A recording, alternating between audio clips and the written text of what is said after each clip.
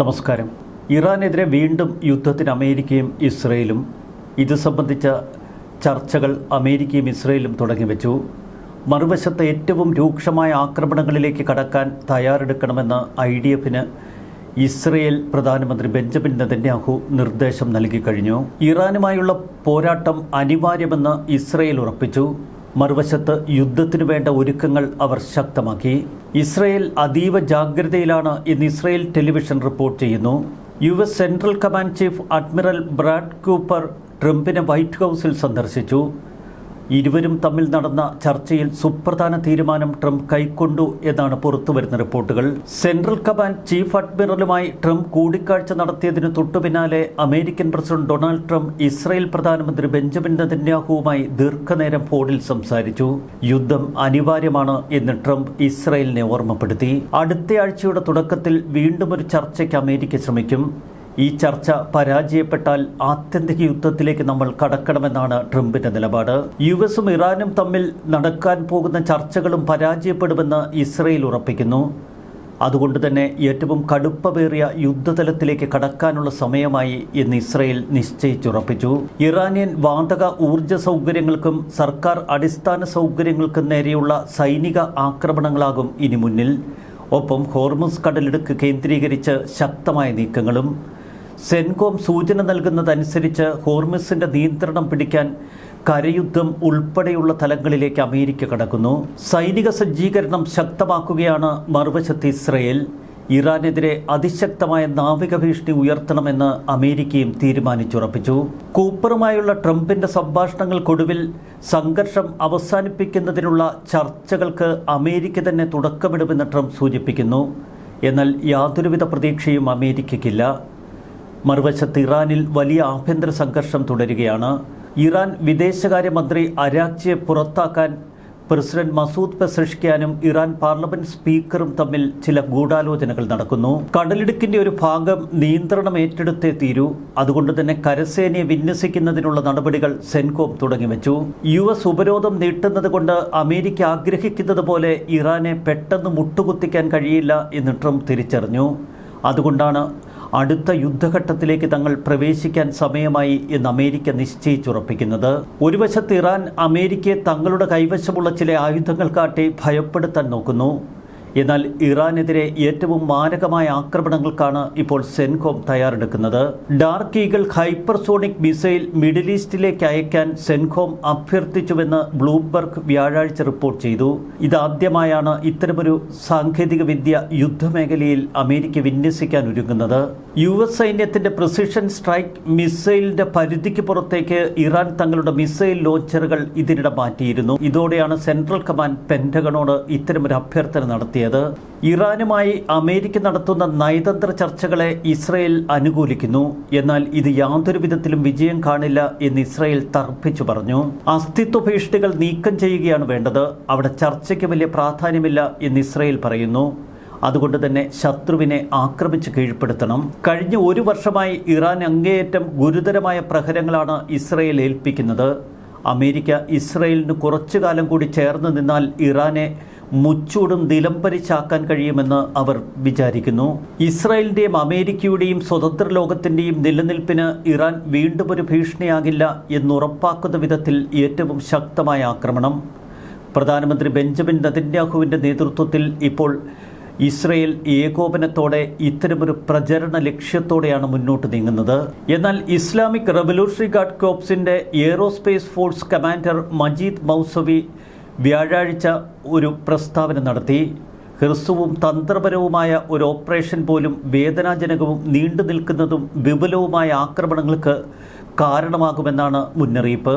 ഇറാനെതിരെ മാരകമായ അടുത്ത യുദ്ധതലത്തിലേക്ക് തങ്ങൾ പ്രവേശിക്കാൻ പോകുന്നു എന്ന് അമേരിക്കയും ഇസ്രയേലും ഉറപ്പിച്ചതിന് പിന്നാലെ കഴിഞ്ഞ 24 മണിക്കൂറിനുള്ളിൽ ഇസ്രയേലിന് അമേരിക്ക നൽകിയത് 6500 ടൺ യുദ്ധോപകരണങ്ങൾ. 2 വലിയ കപ്പലുകളും 1ലധികം ചരക്ക് വിമാനങ്ങളും ഉപയോഗിച്ച് കഴിഞ്ഞ 24 മണിക്കൂറിനുള്ളിൽ 6500 ടൺ യുദ്ധോപകരണങ്ങളും വസ്തുക്കളുമൊക്കെ അമേരിക്ക ഇസ്രയേലിലെത്തിച്ചു. അടുത്ത കാലത്ത് നടന്ന ഏറ്റവും വലിയ ആഗോള ലോജിസ്റ്റിക്സ് എന്നാണ് ഇതിനെ വിശേഷിപ്പിക്കുന്നത്. ആയിരക്കണക്കിന് വ്യോമ കര യുദ്ധോപകരണങ്ങൾ, സൈനിക ട്രക്കുകൾ, ജോയിന്റ് ലൈറ്റ് ടാക്ടിക്കൽ വെഹിക്കിൾസ്, അധിക സൈനിക ഉപകരണങ്ങൾ എന്നിവ വഹിച്ചുകൊണ്ട് 2 ചരക്ക് കപ്പലുകളാണ് അഷ്ദോദ്, ഹൈഫ തുറമുഖങ്ങളിൽ നങ്കുരമിട്ടത്. ഇസ്രയേൽ പ്രതിരോധ മന്ത്രാലയത്തിന്റെ പ്രതിരോധ സംഭരണ ഡയറക്ടറേറ്റ് ഇക്കാര്യം സ്ഥിരീകരിക്കുന്നു. ഇറാനുമായുള്ള യുദ്ധം തുടങ്ങിയതിനു പിന്നാലെ ഇസ്രയേലിന് അമേരിക്ക കൈമാറിയത് 1,15,600 ടൺ സൈനിക ഉപകരണങ്ങൾ. ഇതിനുവേണ്ടി അമേരിക്ക ഉപയോഗപ്പെടുത്തിയത് ഇസ്രയേലിലേക്ക് 403 എയർലിഫ്റ്റുകൾ, 10 സീ ലിഫ്റ്റുകൾ. ഇതോടെ ഇസ്രയേലിന് 1,15,600 ടൺ യുദ്ധോപകരണങ്ങളാണ് അമേരിക്ക കൈമാറിയത്. ഇപ്പോഴിതാ 6,500 ടൺ യുദ്ധോപകരണങ്ങൾ കൂടി. ശത്രുക്കൾക്കെതിരെ പ്രവർത്തിക്കാൻ ഇസ്രയേൽ എല്ലാ തലത്തിലും സജ്ജമാണ് എന്ന് ഇസ്രയേൽ പറയുന്നു. അമേരിക്കയിൽ നിന്ന് യുദ്ധോപകരണങ്ങൾ എത്തുന്നത് ഞങ്ങളുടെ ആത്മവിശ്വാസം ഉയർത്തും. മുന്നിൽ വലിയ യുദ്ധം പ്രതീക്ഷിക്കുന്ന UAE വലിയ തയ്യാറെടുപ്പുകളാണ് ഇപ്പോൾ നടത്തുന്നത്. ഇറാൻ, ലെബനൻ, ഇറാഖ് എന്നിവിടങ്ങളിലേക്ക് പൗരന്മാർക്കുള്ള യാത്രയ്ക്ക് വിലക്ക് ഏർപ്പെടുത്തി ഇപ്പോൾ UAE. ഇറാൻ, ലെബനൻ, ഇറാഖ് എന്നിവിടങ്ങളിലുള്ള തങ്ങളുടെ പൗരന്മാർ എത്രയും പെട്ടെന്ന് രാജ്യങ്ങൾ വിടണമെന്ന് UAE പറയുന്നു. മറുവശത്ത് UAEക്ക് ഇപ്പോഴും ഇസ്രായേൽ സഹായം തുടരുകയാണ്. വീണ്ടും ഒരു യുദ്ധം. ഇറാൻ, UAE ഉൾപ്പെടെയുള്ള ഗൾഫ് രാജ്യങ്ങളുടെ നേർക്ക് ആക്രമണത്തിനുള്ള സാധ്യത തെളിയുന്നു. അതുകൊണ്ട് തന്നെ വലിയ തയ്യാറെടുപ്പുകളാണ് ഇപ്പോൾ UAE നടത്തുന്നത്. മിസൈൽ, ഡ്രോൺ ആക്രമണങ്ങളിൽ നിന്ന് UAE സംരക്ഷിക്കാൻ ഇപ്പോൾ ഇസ്രയേൽ അയൺ ബീം ലേസർ അധിഷ്ഠിത വ്യോമ പ്രതിരോധ സംവിധാനത്തിൻ്റെ ഒരു പതിപ്പ് UAEയിലേക്ക് അയച്ചിരിക്കുന്നു. ഫിനാൻഷ്യൽ ടൈംസ് ആണ് ഇത്തരമൊരു റിപ്പോർട്ട് പ്രസിദ്ധീകരിച്ചിരിക്കുന്നത്. ഇറാനിയൻ ഡ്രോണുകളെ 20 കിലോമീറ്റർ അകലെ നിന്ന് കണ്ടെത്താൻ സഹായിക്കുന്ന സ്പെക്ട്രോ എന്നറിയപ്പെടുന്ന ഒരു നിരീക്ഷണ സംവിധാനവും ഇസ്രയേൽ UAEക്ക് കൈമാറി. ഇസ്രയേലിൻ്റെ ഒരു സുഹൃത്തായിരിക്കുന്നതിൻ്റെ മൂല്യം ഇപ്പോൾ UAE തിരിച്ചറിയുന്നുവെന്നാണ് ഇപ്പോൾ പ്രാദേശിക ഉദ്യോഗസ്ഥർ പോലും വിശദീകരിക്കുന്നത്.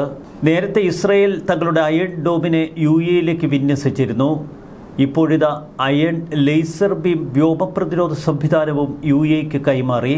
UAEയുടെ നിലത്ത് ഇപ്പോൾ ഇസ്രയേൽ ബൂട്ടുകൾ ധാരാളമുണ്ട് എന്നാണ് അന്താരാഷ്ട്ര മാധ്യമങ്ങൾ റിപ്പോർട്ട് ചെയ്യുന്നത്. UAEയിലെ ഇസ്രയേലി സൈനികരുടെ എണ്ണത്തെ പരാമർശിക്കുകയാണ് അന്താരാഷ്ട്ര മാധ്യമങ്ങൾ. UAEയുടെ സംരക്ഷണം ഞങ്ങളുടെ ഉത്തരവാദിത്തമാണ് എന്ന് ഇസ്രയേൽ ഉറപ്പിച്ചു. ഇറാനുമായുള്ള യുദ്ധം പുനരാരംഭിക്കേണ്ടി വരും എന്ന് ട്രംപ് പരസ്യമായി മാധ്യമപ്രവർത്തകരോട് പ്രതികരിച്ചു.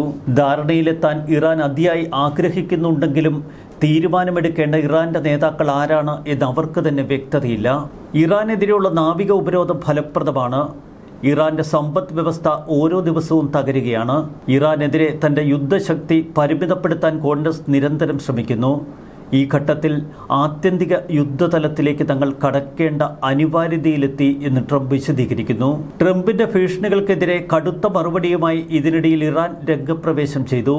ഇറാനെതിരെയുള്ള നാവിക ഉപരോധം അമേരിക്കൻ സൈനിക നടപടി തന്നെയാണെന്നും അത് തുടരുന്നത് ക്ഷമിക്കാനാകില്ല എന്നുമാണ് പ്രസിഡന്റ് മസൂദ് പെസഷ്കിയാന്റെ പ്രതികരണം. ഇറാന്റെ ക്ഷമയും സംയമനവും എന്താണ് എന്ന് ലോകം കണ്ടു. പക്ഷേ ഇനി ക്ഷമിക്കാൻ കഴിയില്ല. മിസൈൽ, ആണവ പദ്ധതികളുടെ കാര്യത്തിൽ അമേരിക്കൻ സമ്മർദ്ദത്തിന് വഴങ്ങില്ല എന്നും ഇറാൻ പ്രസിഡന്റ്. അതിശക്തമായ ആക്രമണ പരമ്പരകൾക്കുള്ള പദ്ധതികളാണ് ഇപ്പോൾ സെൻകോം തയ്യാറാക്കിയിരിക്കുന്നത്. ചർച്ചകളിലെ സ്തംഭനാവസ്ഥ പരിഹരിക്കാത്ത പക്ഷം ഇനി യുദ്ധം മാത്രമേ തങ്ങൾക്ക് മുന്നിൽ ഒരു ലക്ഷ്യമായുള്ളൂ എന്ന് ട്രംപ് തിരിച്ചറിഞ്ഞു. സമുദ്രപാതയിലെ ഗതാഗതം പുനഃസ്ഥാപിക്കുന്നതിനായി ഹോർമുസ് കടലിടുക്കിന്റെ ചില ഭാഗങ്ങൾ കരസേനയുടെ സഹായത്തോടെ പിടിച്ചെടുക്കാൻ ശ്രമിക്കുന്നത് കൂടുതൽ കഠോരമായ യുദ്ധങ്ങൾക്ക് ഇടവരുത്തും. ഇറാന്റെ പക്കലുള്ള സമ്പുഷ്ടീകരിച്ച യുറേനിയം സുരക്ഷിതമായി പിടിച്ചെടുക്കാനുള്ള പദ്ധതിയും സ്പെഷ്യൽ ഫോഴ്സ് തയ്യാറാക്കി കഴിഞ്ഞു. ഇനിയും തങ്ങളെ ആക്രമിക്കാൻ മുതിർന്നാൽ ശത്രുവിന് ഹൃദയസ്തംഭനമുണ്ടാക്കും എന്ന് ഇറാൻ പ്രതികരിക്കുന്നു. ശത്രുവിന് ഹൃദയസ്തംഭനം ഉണ്ടാകാതിരിക്കട്ടെ എന്നാണ് ഇറാൻ തങ്ങളുടെ പുതിയ ഒരു ആയുധത്തെക്കുറിച്ച് സൂചന നൽകുന്നത്. യുദ്ധക്കപ്പലുകളെയും അന്തർവാഹിനികളെയും ചീളുകളാക്കി നുറുക്കാൻ പ്രഹരശേഷിയുള്ള ബുള്ളറ്റിന് സമാനമായി സഞ്ചരിക്കുന്ന ഹൂട്ട് ഇനി തങ്ങൾ പുറത്തെടുക്കുമെന്നാണ് ഇറാൻ പറയുന്നത്. ശത്രുരാജ്യം ഹൂട്ടിനെ ഭയപ്പെട്ടേ മതിയാകൂ.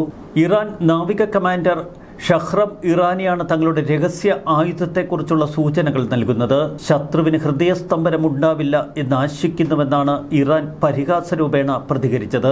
സാധാരണ ടോർപിഡോകളെക്കാൾ 10 മടങ്ങ് വേഗത്തിൽ സഞ്ചരിക്കാൻ കഴിയുന്ന അണ്ടർ വാട്ടർ സൂപ്പർ പവറാണ് ഹൂട്ട് എന്ന് വിദഗ്ധർ വിലയിരുത്തുന്നു. വെള്ളത്തിനടിയിലൂടെ സഞ്ചരിക്കുമ്പോൾ ജലത്തിന്റെ പ്രതിരോധം കുറയ്ക്കാനായി ആയുധത്തിനു ചുറ്റും ഒരു വായു കുമിള സൃഷ്ടിക്കുന്ന സാങ്കേതിക വിദ്യയാണ് ഇതിൽ ഉപയോഗിച്ചിരിക്കുന്നത്. ലക്ഷ്യസ്ഥാനത്തെത്തുമ്പോൾ വലിയ നാശനഷ്ടം ഇവൻ വരുത്തിവെക്കും. പേർഷ്യൻ ഭാഷയിൽ ഹൂട്ട് എന്ന വാക്കിനർത്ഥം തിമിംഗലം എന്നാണ്. റഷ്യയ്ക്ക് ശേഷം സൂപ്പർ കാവിറ്റേറ്റിംഗ് ടോർപിഡോ എന്നറിയപ്പെടുന്ന ആയുധം കൈവശം വച്ചിരിക്കുന്ന രണ്ടാമത് രാജ്യമാണ് ഇറാൻ. ചുരുക്കത്തിൽ മുഖാമുഖം നിൽക്കുകയാണ് ഒരു വശത്ത് ഇറാനും മറുവശത്ത് അമേരിക്കയും ഇസ്രയേലും ചേർന്ന്. എന്നാൽ ഏറ്റവും ശക്തമായ യുദ്ധതലത്തിലേക്ക് കടക്കാൻ IDF-ന് നിർദ്ദേശം നൽകുന്ന ഇസ്രയേൽ പ്രധാനമന്ത്രി ബെഞ്ചമിൻ നെതന്യാഹുവിനെയാണ് മറുവശത്ത് നമ്മൾ കാണുന്നത്. ഒപ്പം ഇനി ഇറാൻ തലപൊക്കരുത് എന്ന ട്രംപിൻ്റെ നിർദ്ദേശവും. വലിയ ആയുധങ്ങളുമായി അമേരിക്കൻ പടക്കപ്പലുകൾ ഇപ്പോൾ യുദ്ധമേഖലയിലേക്ക്. ന്യൂസ് ഡെസ്ക് മലയാളി വാർത്ത ഇൻസൈഡ്.